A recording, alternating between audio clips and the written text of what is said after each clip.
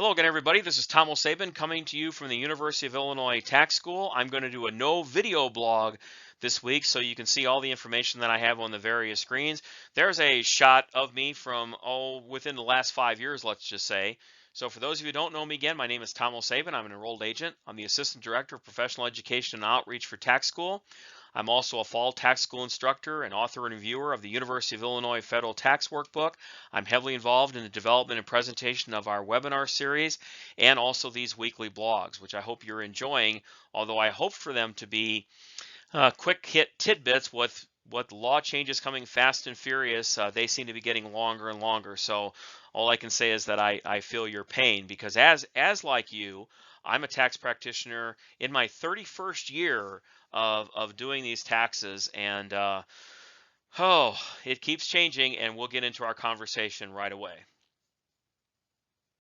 So what are we going to talk about today?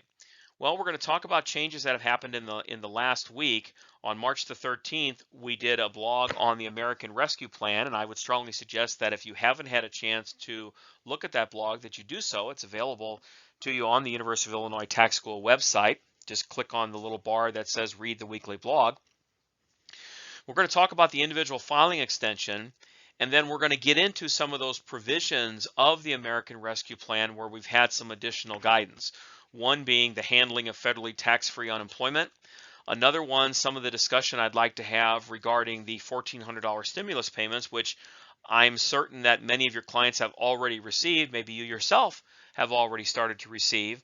And then I want to get into this provision about planning with the advanced premium tax credit, what I call the no payback rule that exists in 2020. I actually think this is one of the biggest provisions for our clients in the American Rescue Plan. And originally I thought that maybe I was reading it wrong because there's been no press about it. But this is a really big deal, and we'll talk about it as we go through these various provisions.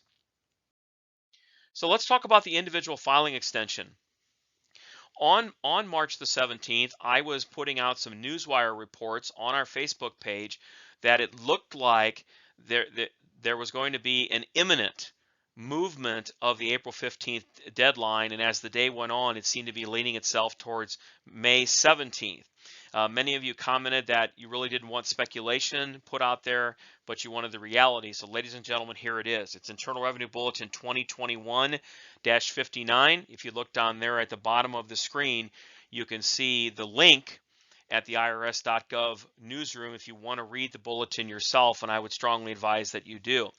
Here's what the bulletin says. It says, as for now, and this could change at any moment, only individuals have a filing deadline of May the 17th. So May the 17th becomes the new April 15th. Why did I highlight as of now? Because this is exactly what the IRS did last year. When they first started talking about changing the filing deadline, they were very narrow and very specific in their change of the filing deadline, and then the rules expanded from there. It looks like we're going to have the same thing this year, but all I can do is talk about the reality of what we have right now. So going beyond that, I would say stay tuned for the future blogs that I'll do, and we'll do those as quickly as we can as soon as information comes out. So individuals now have a filing deadline of May the 17th. It does say in the bulletin 2021-59 that estimated tax payments are still due on April 15th. This is an important provision. But what about C corporations that are on a calendar year? What about 1041s for estates or trusts that are on a calendar year? Are they still April 15th? Without further guidance from IRS, I'd have to say yes. They still have an April 15th filing deadline. What about the deadline for filing IRAs and HSAs? To be honest with you, I hadn't thought about that. But we had a mid-tax season check-in with our instructor pool, and I'll put a shout out to Bob Ray, who said, hey, Tom, in the blog you're going to do, how are you going to address the funding of IRAs and HSAs? And I said, wow, I didn't think about that. Because typically, if you want to treat an IRA funding or HSA funding for the previous year, you have till April 15th.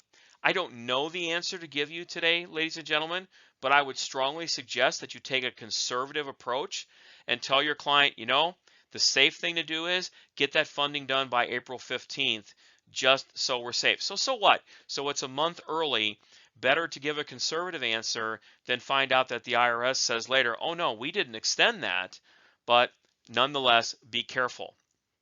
Are the states going to follow along? Listen, the states do not have to conform to federal law. I will tell you that on Thursday, March the 18th, I'm coming to you from the state of Illinois.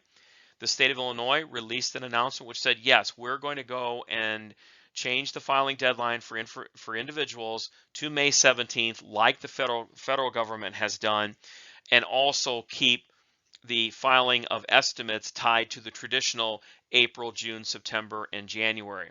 I believe the state of Missouri has also done likewise. For those of you who know me, I'm in the St. Louis area, so the two states that I'm mostly concerned about are in fact Illinois and Missouri. You may want to check with your state if you're coming to us from different parts of the country. Again, there's that link down at the bottom of the screen. It's not a hyperlink, you can't click on it, but nonetheless, go ahead and maybe you can do a copy and paste into your Google machine, as we call it, and you can take a look at the Internal Revenue Bulletin yourself and see what you might derive from it. The next area I want to talk about goes back into the American Rescue Plan, and it's the issue of tax-free unemployment for federal filing reasons. This is 9663G of the American Rescue Plan. This is the provision that says that $10,200 per taxpayer can be excluded as long as the adjusted gross income of the taxpayer, and that's what the law says, taxpayer, is under $150,000. Now, a couple of things that I don't know the answer to yet, and I mentioned that in our American Rescue Plan blog of March the 13th, is what's the definition of a taxpayer? Does this mean that everybody has this $150,000 limitation? So a married couple filing jointly is the same as a single or married filing separately or head of household? Don't know, waiting for guidance. I will tell you that 9663G does say that for a married couple filing jointly that they could exclude up to $10,200 each, assuming they receive that much in unemployment. But that is a limit per taxpayer. I'll describe that in an example I'm going to do in just a little bit. IRS has given us some guidance which says not to amend returns that have already been filed where all of the unemployment has been included in income. They said that the IRS has the mechanics in place to make those adjustments. I don't know if that's the best answer, ladies and gentlemen. I don't want to go against what the service is saying, but I think you all well know that when you make a change on a tax return, it's like a stack of dominoes going down, isn't it? So is the IRS going to be able to recalculate other items on that return? For example, if we knock off $10,200 or $20,400 of adjusted gross income, could the stimulus payments that we're maybe recalculating for the client, could those have been enhanced? Could we have education credits now being allowed? Could we have less suspended losses on a rental property? Could we have more medical expenses allowed? Does IRS have the mechanics in place to see the impact of reducing that adjusted gross income? Or are they going to approach this with tunnel vision to just eliminate the $10,200 or $20,400 for a married couple? I don't know. So is that really a good decision? I'm not sure of that answer. I think it would make sense for us to take a look at what amending the returns would entail. I know clients are calling, and I know many of you, and again, I feel your pain. I'm a practitioner just like you are. Is the best answer to tell our clients, listen, we're not going to touch these things until we get through the filing season. That's your call. Just kind of handhold, pat people on the head and say, just hang on. You don't understand what we're going through. It's a really, really tough tax season. So let's talk about handling the returns that we're filing now where we have unemployment benefits. Perhaps your software hasn't caught up to this yet, and maybe it will by the time you're watching this blog. But there's a worksheet that the IRS is developing. But in advance of that, here's what they're telling us to do. When you have unemployment compensation that a taxpayer receives, it's going to be shown on line 7 of Schedule 1 of 1040, just like I'm showing you here on the screen. What the IRS is telling us to do is that if we have unemployment benefits that we're going to exclude, and we're going to assume here in my example of Joe taxpayer that the adjusted gross income is less than $150,000. And again, the other answer I don't know, is that $150,000 before we exclude the $10,200? I would assume so, but I really hate to assume with anything dealing with taxes. So they tell us, go ahead and show the gross amount of benefits on line 7. Then on line 8, use the acronym I have circled here for you, UEC. That stands for unemployment compensation. Don't put more than $10,200 on there unless, again, you're dealing with a married couple. And in our case of Joe Taxpayer here, his $15,000 of benefits for federal purposes, only $4,800 is going to carry over to the front of his 1040. Now, let's say that Joe was married to Betsy, okay? And Joe got his $15,000 of unemployment and Betsy got 2. Does that mean we can exclude $17,000? No. Our limit is per taxpayer. So on Joe's, we could exclude $10,200.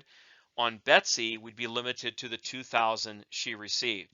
So we're supposed to have worksheets that come out that will tell us, and I would assume there'll be some kind of a calculation done in your software, but this is the initial kind of shot across the bow.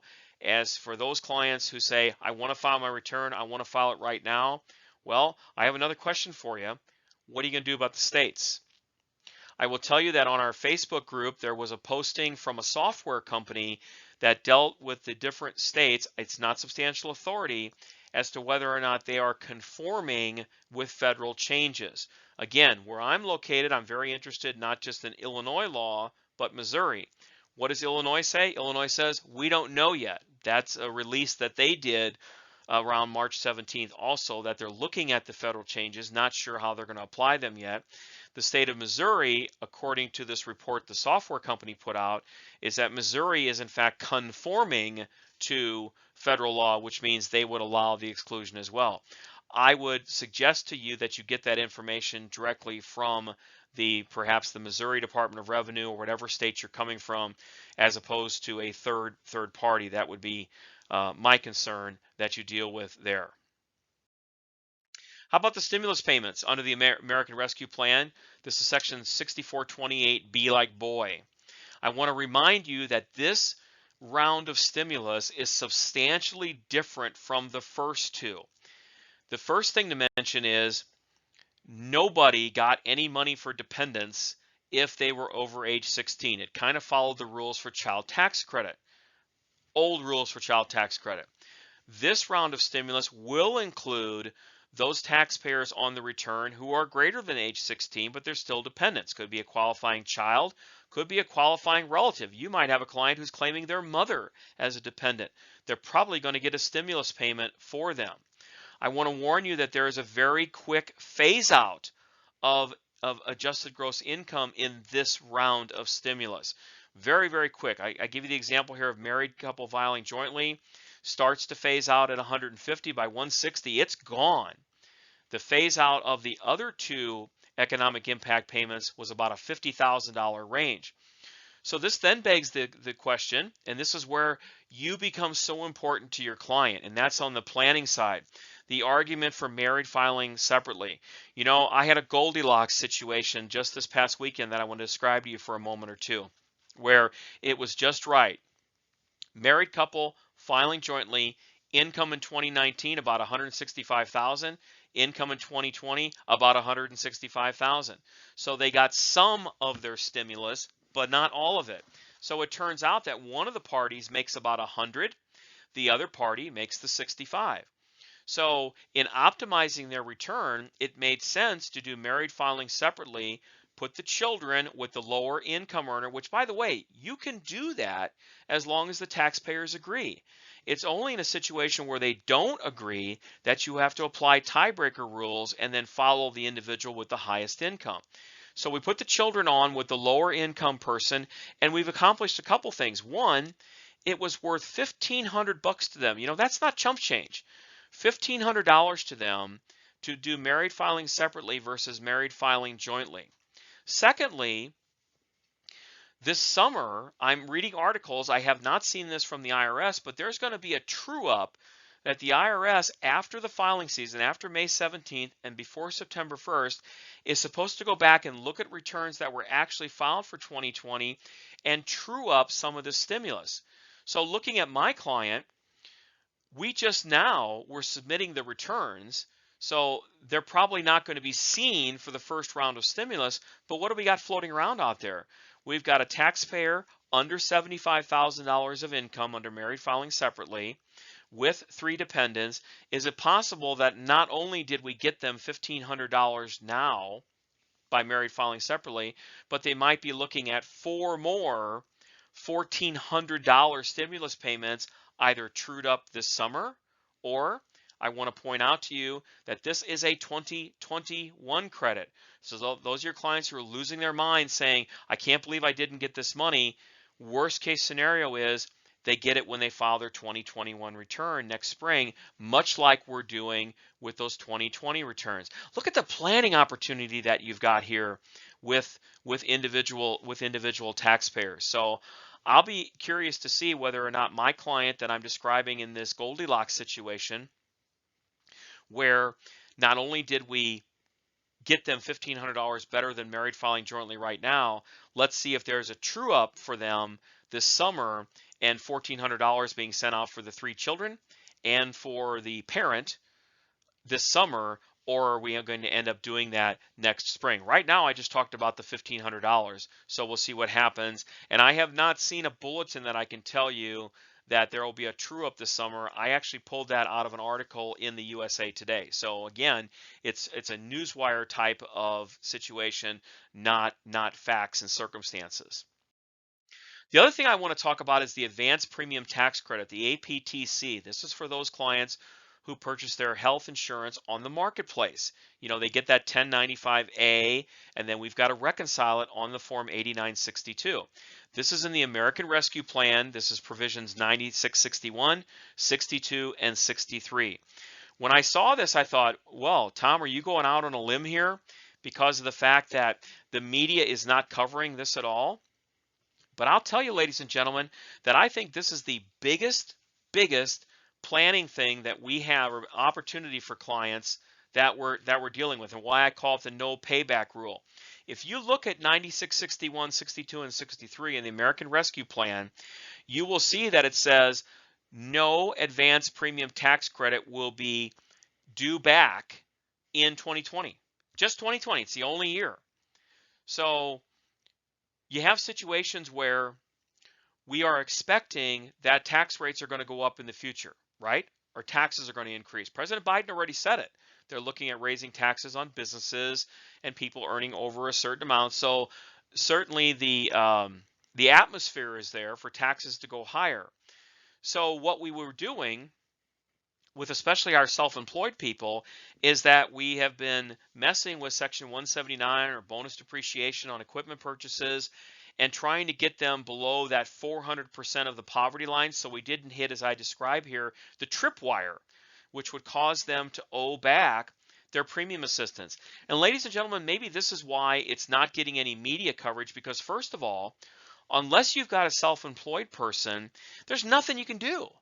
I mean, you can't tell people not to include W-2 income, can you? So is it a situation where, okay, well, we can exclude some unemployment, so that they may keep them below the tripwire. That's a good thing. But for other people that are wage earners, if they would have been in a situation where they owe some of the premium assistance back, it's waived off. I have a client who this benefit is going to be worth $26,000 for him, he and his family. $26,000. They underestimated their income to the marketplace by half. Remember, again, this is only for 2020, so don't run out to your clients who maybe are right now signing up for health insurance on the marketplace, which the Biden administration had expanded for people to sign up, that this provision I'm talking about is only 2020. One of our instructors actually contacted me this past weekend and said, am I reading this correctly? Are you telling me that no premium assistance is due back on a 2020 return? And I said, that's what I'm reading, and I'm getting support to that position throughout the preparer community, if that's exactly what they're saying. For his client, he's a hero to the tune of $24,000. My client, $26,000. So keep that in mind. And why I think this is the biggest planning tool is we don't have to be worried about hitting that tripwire when that's the 400% of the poverty line when we're working on these 2020 returns. So if we feel as though taxes are going to be higher in the future, could we have the client accelerating income into 2020? And what do I mean by that? Taking less in the way of Section 179, maybe opting out of bonus because we're expecting that maybe we need those deductions in the future because tax rates are going to be higher. Is it possible we want to do a Roth conversion, or let's say, I mean, it's too late now to do a Roth conversion for 2020, but what about those people who maybe had coronavirus distributions from qualified plans and we were thinking about spreading that out over 3 years? Would it make sense to include all of that in 2020? They also received assistance for their health insurance from the marketplace, and we worried about hitting the tripwire. Tripwire doesn't exist in 2020. So could we accelerate income into 2020, not having to repay the advanced premium tax credit they received, and then going forward we have deductions that are available or income we've already reported? Is that a possibility? I mean, I think this is like I said, a major planning opportunity when you're sitting there preparing those 2020 returns. Taxes are likely to go up. I am not making a political statement. President Biden has said so. I know he's targeting what they want to increase, but you know there's an atmosphere of increasing taxes, especially with the unprecedented amount of government spending that has had to have been done to deal with the COVID-19 pandemic. Also, I might mention that under the Tax Cut and Jobs Act back in 2018, we had EBLs, excess business losses. Those were suspended by the CARES Act for 18, 19, and 20. Ladies and gentlemen, what year are we in? We're in 2021. So excess business losses are back, and you can go and look at the American Rescue Plan. And by the way, if you do that, go ahead and Google American Rescue Plan, and when that PDF comes up, hold your control key down and press the F button, F like Frank. You'll have a search box open up. If you want to look at unemployment or you want to look at advanced premium tax credit, you can put that in there, and it'll give you the number of hits without having to go through pages and pages and pages of the tax law. That's how I do my research, and it certainly saves a lot of time. But these excess business losses are back, and the American Rescue Plan actually is adding a year to them after the already codified sunset of the Tax Cut and Jobs Act, TCJA. EBLs are being added on for another year. Let me tell you, ladies and gentlemen, that's a revenue raiser for the government.